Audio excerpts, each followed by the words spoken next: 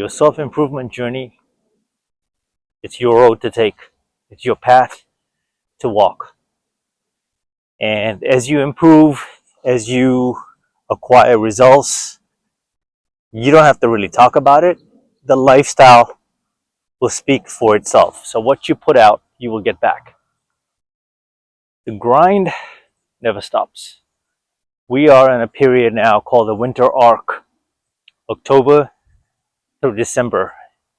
Extreme focus, pour into your soul, be kind to yourself, focus on your nutrition game, your sleep, water. In fact, do the opposite of every negative thought that comes across your mind. Just do the opposite. The odds are you're gonna score some goals in the process. Reverse psychology. See, the thing about this improvement journey is like crabs in a bucket, right? People don't want to see you get too far along or further ahead. Yeah, they'll cheer for you initially when you tell them you're going to go on a diet. When you tell them, hey bro, or hey sis, can't do the girls' night tonight, can't do the boys' night tonight. And then you start making a habit of consistency in a way, in a certain way, and you start showing up differently. It'll almost expose your circle for who they are and what they bring about in you, whether it's a good habit or a bad habit.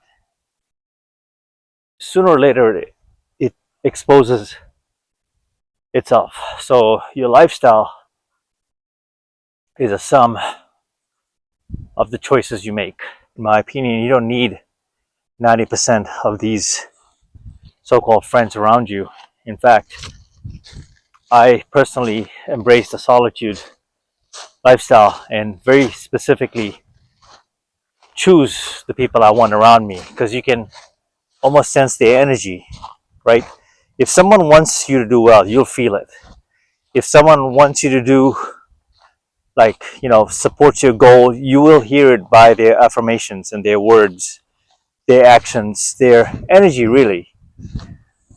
The reality, though, is that as you get deeper into this self-improvement journey, the separation continues, and that's what I'm experiencing. And I'm not saying by any means that I'm superior or I'm any better than the next, but I see a lot of people who were talking to me, bros with me, yo bro, hey mamba, this and that,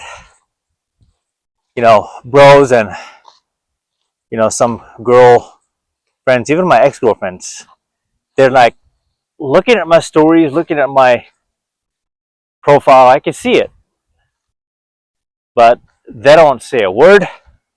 They don't like a single post. Just ghost.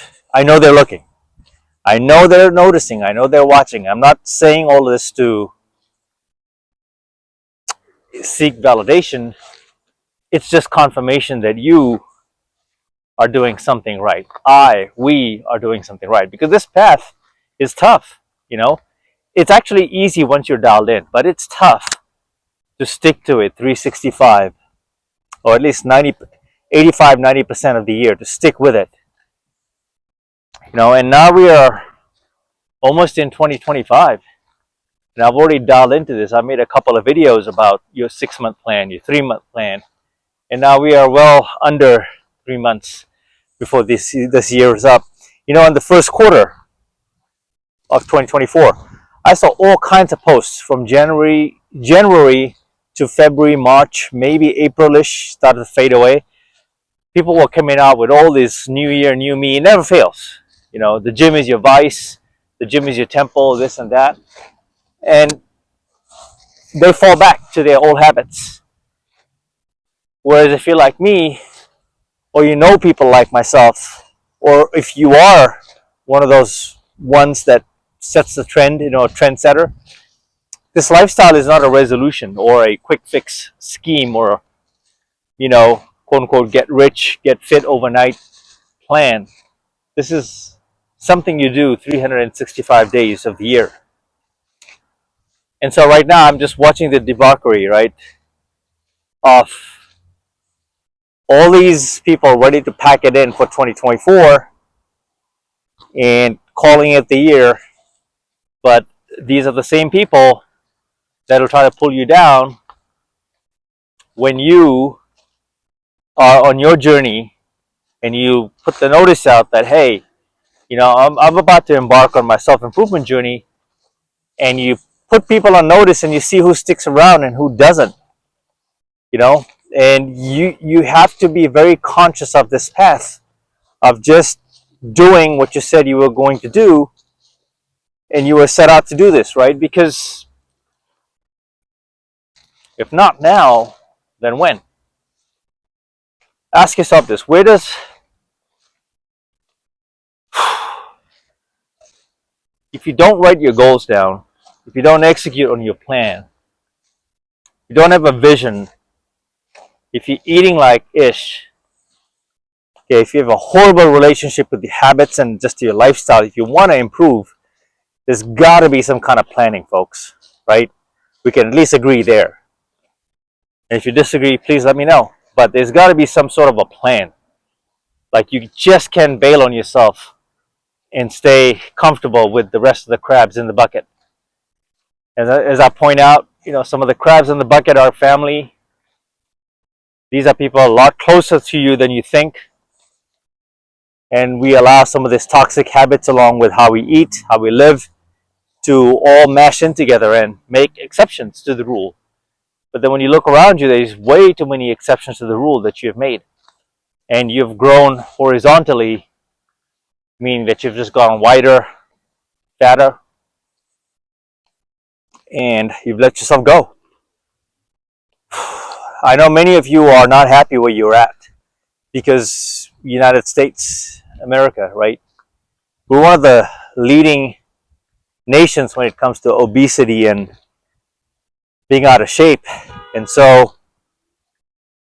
this is kind of one of those, important moments where you have to make a decision. This is one of those times in the year you really have to go cold turkey, because if you don't do it now, January 25 is a bit too late. It's never too late, but it's a cycle.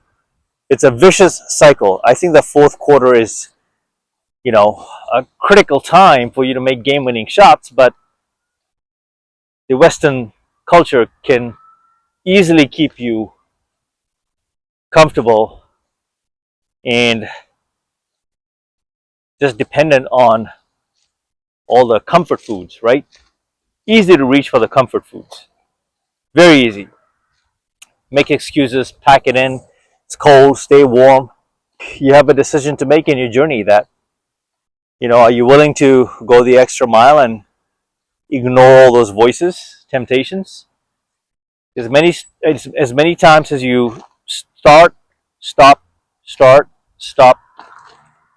you're just putting yourself on the back pedal, on the back foot, every single time you fail. When you embark on this chapter of your life, there's going to be many setbacks.